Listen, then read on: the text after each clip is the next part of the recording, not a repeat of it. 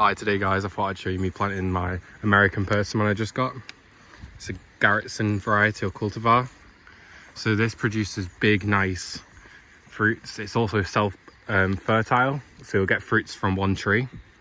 I bought this one for 100 quid off Brett. Absolute bargain, because look at the size of it. It's an absolutely stunning tree. And lovely root flares.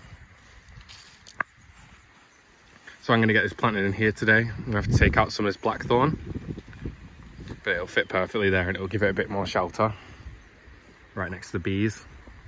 The most exciting thing about this is what I spotted, the fruits. So these are the flowers, and there's quite a few on here. It's windy today. There's quite a few, so I've spotted at least 20 odd. So I'm looking forward to see if these set or not. Hopefully they will when we get to try persimmon this year, but if not, next year. And I mean, they're just covered when you look. They're very unique flowers too. I don't think I have any other fruit that's fruited yet that has these or flowers this unique. So I've decided actually I'm going to plant it over here. So I'm going to clear this stuff out, get a good hole dug, and we're going to get whacked in. So this hole's now dug. It's about 1 metre wide, about 40 to 50 centimetres deep. Just going to check if that pot fits. So right now I'd say that's absolutely perfect. You see here it's just slightly above, but you want these roots just slightly out of the ground. Don't want to bury them up to here because it'll kill the tree off, or it won't perform as good or as well.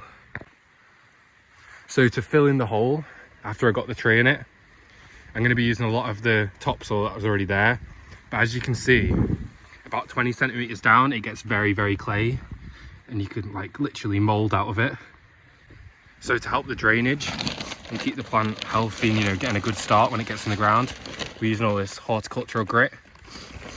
And then we're also using obviously the topsoil that we had before, but because it's so nutritionally poor, we're going to be adding this well composted horse manure.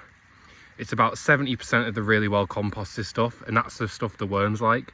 They don't actually like fresh manure. They like it already partially broken down.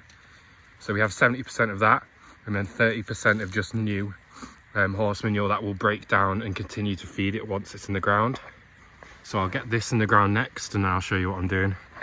So we now have a nice bottom layer that we can sit the tree on top of. You can see already just how much nicer the soil is in comparison to this stuff. That's just so compacted. It's really nice and airy, and it'll let the water pass through and everything. We now have this in the hole, and you can see here as well really well just how good quality the soil mix is that Brett was using. Loads of the orchid bark, perlite, and it just feels really nice. It's good soil.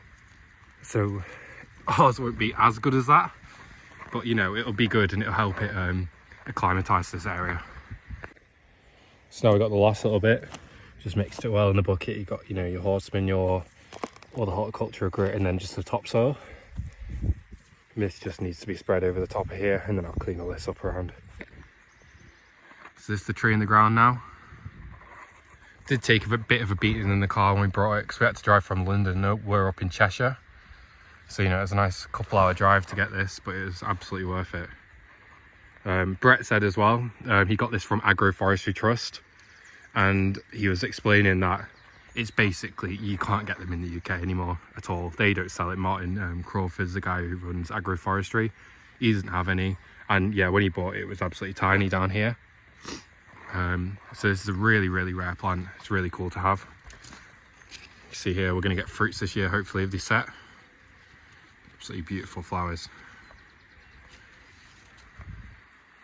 But yeah, there you go guys.